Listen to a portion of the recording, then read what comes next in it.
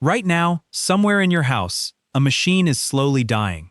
It is the television remote on your couch. It is the smoke detector in your hallway. It is the ticking wall clock in your kitchen.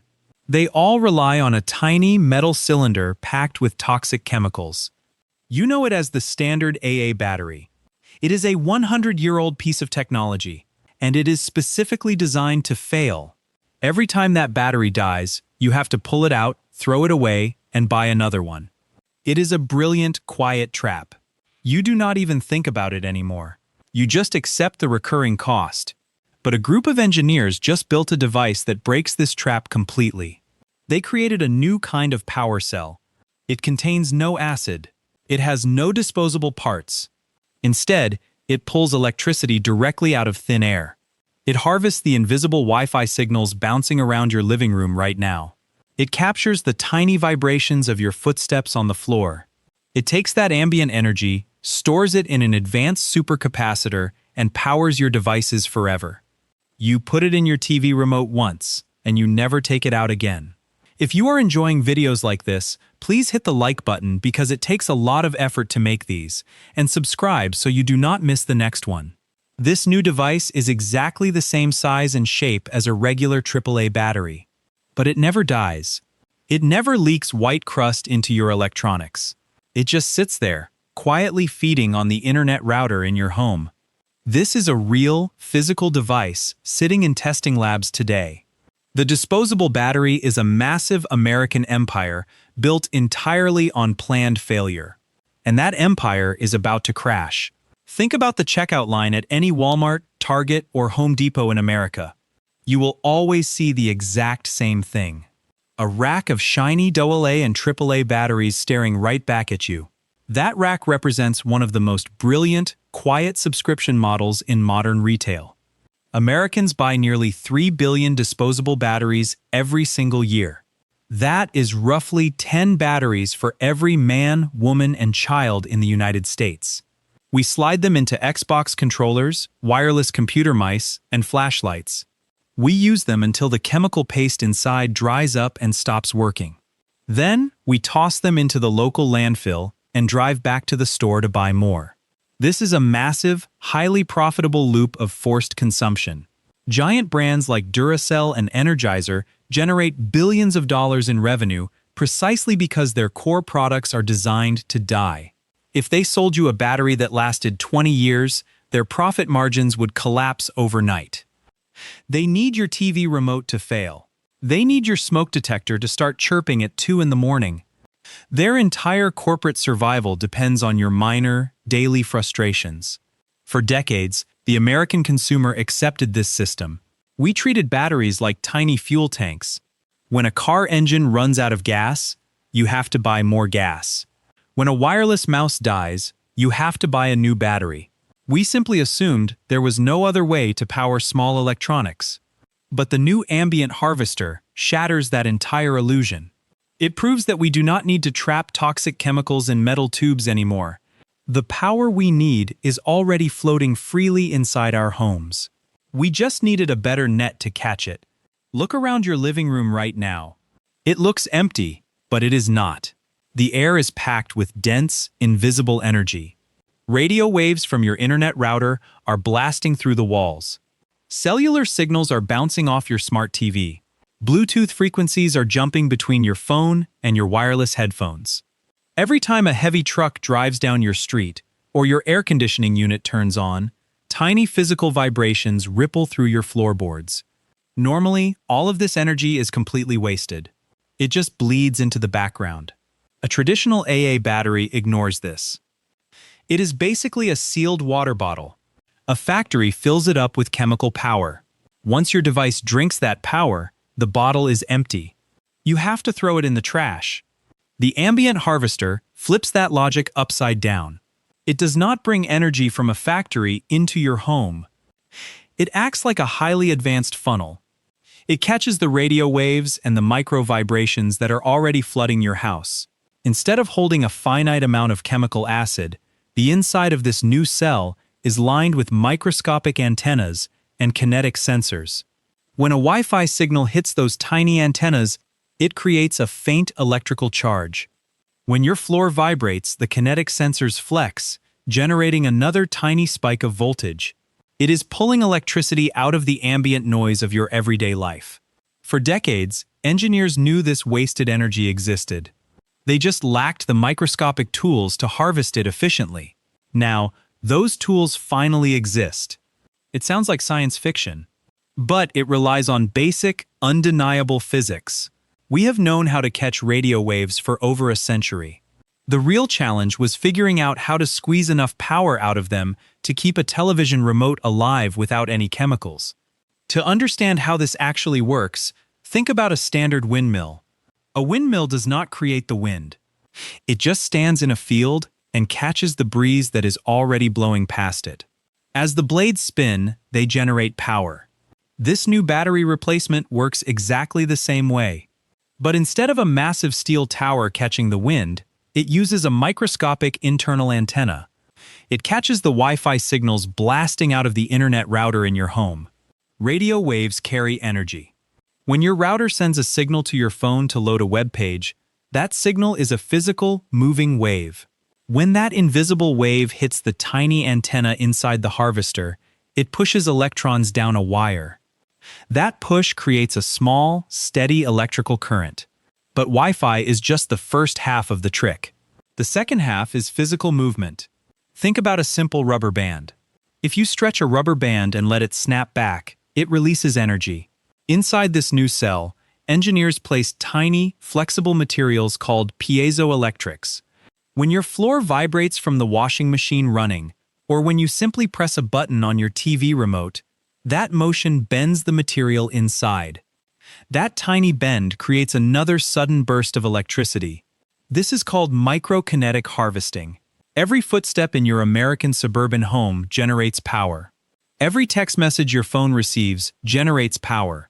The actual amounts of electricity are very small. You cannot run a Tesla or a microwave on Wi-Fi waves. But a wall clock or a smart thermostat uses barely any power at all. The harvester catches just enough free electricity to keep those small devices running perfectly forever. But catching the energy is only half the problem. You still need a solid place to safely put it. Catching energy is useless if you cannot store it. This is where the old AA battery fails completely. Standard batteries rely on a violent chemical reaction. Acid eats away at metal to produce power. Think of it like a cheap plastic bucket holding a harsh solvent. Over time, the chemical eats through the plastic. The bucket cracks. That is exactly why you find white, crusty acid leaking inside your expensive home electronics. The battery literally destroys itself from the inside out. The ambient harvester does not use acid. It uses a graphene super-capacitor. Graphene is a material made of pure carbon. It is only one atom thick, yet it is much stronger than steel. It conducts electricity perfectly. A supercapacitor does not rely on a slow, degrading chemical reaction. Instead, it holds electricity statically. Think of it like rubbing a balloon on your shirt to build up static cling. The power just sits on the surface of the graphene, waiting to be used. Because there is no chemical reaction burning away the insides, this microscopic bucket never rusts. It never cracks. You can fill a supercapacitor with electricity and empty it out millions of times. It does not degrade. If you put a regular battery in a drawer for 5 years, it dies. If you put this graphene cell in a drawer, it simply waits. When you take it out, it grabs the Wi-Fi signal from your router and instantly fills back up. It will easily outlast the plastic remote control you put it in. It is the perfect storage tank for free energy. The engineering is flawless. Which raises a very dark, obvious question. If this technology is so perfect, why did the giant American battery brands refuse to build it? Imagine you own a company that sells blocks of ice. If someone invents the electric refrigerator, you do not fund their research. You ignore it or you try to bury it. That is exactly how the massive American battery brands operate today. Energizer and Duracell are not actually in the technology business. They are in the replacement business. Every single year, these corporations dominate a multi-billion-dollar market across the United States. They generate massive profits from everyday American consumers. They do this by selling a product that is mathematically guaranteed to die. It is the perfect recurring revenue model. When your wireless Apple keyboard dies mid-sentence, or your hallway smoke alarm wakes you up in a panic, these companies get paid. They rely entirely on your devices failing. The physics behind ambient energy harvesting has existed in engineering labs for over a decade. The giant battery empires knew all about graphene super-capacitors. They knew about capturing Wi-Fi radio waves, but they deliberately looked the other way. Why would a massive corporation spend millions to invent a product that an American family only buys once? Selling a battery that never dies is absolute corporate suicide. Instead of innovating, they kept pouring the exact same chemical acid into disposable metal tubes. They spent their massive marketing budgets on pink bunnies and copper tops, ignoring actual progress. By choosing to protect their aging, toxic empire, they made a fatal miscalculation. But by keeping their eyes shut, they left the back door wide open. Now, this new technology is preparing to invade the American retail market, striking directly at the stores that rely on their old products. Walk into any Walmart, Target, or Home Depot in the United States. Look closely at the checkout lane. Right next to the candy and the magazines, you will always find the batteries. This placement is not an accident. It is highly calculated retail psychology. It targets every single shopper walking out the door. For massive American retailers, disposable batteries are the ultimate impulse buy. They are small, cheap, and universally needed. You go into the store to buy a hammer or groceries, and you grab a pack of AA cells just in case. Retailers make enormous profit margins on these last-second purchases. The battery rack acts like a quiet cash machine, generating steady, predictable revenue every single day of the year. A perpetual energy harvester shatters this financial formula. If your remote controls, flashlights, and gaming controllers power themselves, you stop checking that rack. You stop grabbing that extra pack. Think about the economic shockwave. We are talking about billions of dollars vanishing from the front of American retail stores. If consumers stop buying disposable power, physical stores lose one of their most reliable anchors. The math that keeps big-box retail profitable suddenly breaks. The threat hits the entire American supply chain. Trucking companies that haul heavy chemical batteries across interstate highways lose contracts. Warehouses that store massive pallets of alkaline cells empty out. Packaging factories that print those tough plastic clamshells lose millions of orders. The death of the disposable battery removes a giant, hidden layer of the United States economy. The stores know this. The battery brands know this. They are watching a microscopic super-capacitor wipe out a century of retail tradition. But the disruption does not stop at the local cash register. The impact of this breakthrough goes far beyond the television remote and the checkout counter. The television remote is just the beginning. The real target of this technology is the entire nervous system of the modern American economy. Look at the modern smart home. You probably have a Ring doorbell on your porch. You have smart thermostats on your walls. You might have water leak detectors under your sink. Right now, every single one of those devices requires a chemical battery. When they die, your home goes blind. With ambient harvesters, those sensors run silently forever, powered by the Wi-Fi waves already bouncing through your hallways. But the stakes get much higher than convenience. Think about medical implants. Right now, if an American patient has a pacemaker, a dead battery means a literal surgical operation. Doctors have to cut the chest open just to swap out a small metal cylinder. An ambient harvester changes that entirely. It can run a pacemaker indefinitely by pulling kinetic energy directly from the physical beating of the human heart. Then, look at heavy industry. Massive American companies like Ford, Amazon, and Boeing use thousands of wireless sensors across their factory floors. These sensors monitor heavy machinery, pipelines, and robotic assembly arms. When a chemical battery dies on a factory sensor, a technician has to shut down the assembly line, climb a ladder, and swap it out. That single dead battery costs thousands of dollars in lost production time. A perpetual graphene cell eliminates that failure point entirely. The applications are endless. The demand is massive. The science is proven. There is simply no ignoring the cold, hard math. Yet, moving from a brilliant lab prototype to the shelves of an American hardware store is brutally difficult. The physics work perfectly on paper, but forcing this new technology out of the laboratory means crashing directly into a massive, hidden barrier. It is easy to make a miracle in a laboratory. It is brutally hard to mass-produce that miracle in a factory. This is the manufacturing wall, and it is the single biggest threat to the ambient harvester. The core of this new technology relies on graphene. Remember, graphene is a sheet of pure carbon, exactly 1 atom thick. In a sterile university lab, engineers can carefully peel away layers of carbon to create a perfect sheet. But you cannot run a global supply chain on careful lab experiments. To replace the billions of disposable batteries bought by American consumers, you have to print millions of these graphene supercapacitors every single day.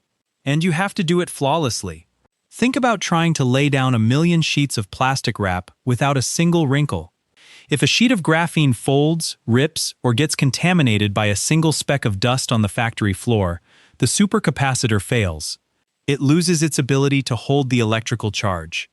Right now, building graphene at this massive scale is incredibly expensive. Major U.S. tech manufacturers like Apple and Tesla have struggled for years to integrate advanced carbon materials into their assembly lines. The machines required to print these atomic layers cost tens of millions of dollars. The failure rate on the assembly line is high. The bottleneck is no longer the physics. The science is completely proven. The bottleneck is the sheer, grinding friction of mass production. It is a slow, expensive war being fought inside the factory. Eventually, the factories will figure it out. The printing machines will get faster. The failure rates will drop. But getting to that point requires billions of dollars in new infrastructure. Even with the manufacturing hurdles, someone has to pay the price for this massive shift in how we consume power. Nothing in the American economy is actually free. When a new technology destroys an old business model, the cost does not disappear. It just moves to a different aisle. Right now, you buy a cheap plastic Roku remote or a Google Nest sensor for $30. The manufacturer keeps the initial price low because they know you will supply the power. You are silently subsidizing that device by buying pack after pack of chemical batteries for the next 10 years. The ambient harvester changes that financial math completely. When these graphene supercapacitors finally hit the mass market, they will not be cheap. A single unit might cost 5 or 10 times more to produce than a standard AA alkaline battery. Hardware companies like Meta, Amazon, and Apple will have to redesign the insides of their devices to fit these new energy harvesters. They will have to pay for the advanced internal antennas and the microscopic kinetic sensors. So, who actually pays for that expensive factory upgrade? You do. The upfront cost of everyday American electronics will rise. You will no longer pay $3 for a pack of batteries at the checkout counter. Instead, you will pay $10 more for the remote control itself. Think of it like buying a new car that comes with a lifetime supply of gasoline already in the tank. The overall cost to operate the device over a decade is much cheaper, but the sticker price on day one is going to sting. The old battery giants lose their recurring revenue, the hardware makers take on more manufacturing risk, and the American consumer absorbs the initial shock at the cash register. The transition will be brutal, expensive, and completely unavoidable. The old financial model is breaking apart in real time. This leads to the final, inevitable reality facing the everyday consumer. We are standing at the end of a very long era. The disposable AA battery has lived inside American homes for over a century. It survived the invention of the television, the personal computer, and the smartphone. But its time is finally up. Very soon, buying a plastic pack of chemical batteries will feel incredibly strange.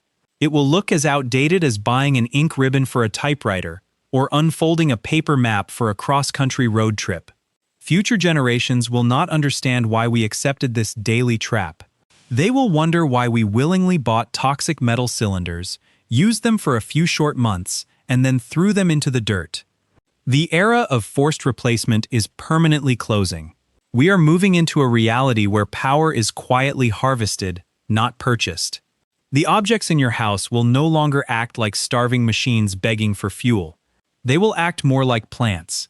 They will sit quietly in your living room, feeding on the invisible radio waves and physical vibrations that already exist. The massive corporations that built empires on planned failure will have to adapt or die. The checkout aisles at American retail stores will look completely different. The massive supply chain of toxic chemical waste will finally shrink. Look around your house one last time. Look at the ticking wall clock. Look at the plastic remote sitting on your coffee table. The next time you pry open that back panel to replace a dead chemical cell, realize exactly what you are doing. You are performing a retail ritual that is about to vanish from American life completely. The air inside your living room is already full of free, endless power. We just finally learned how to catch it.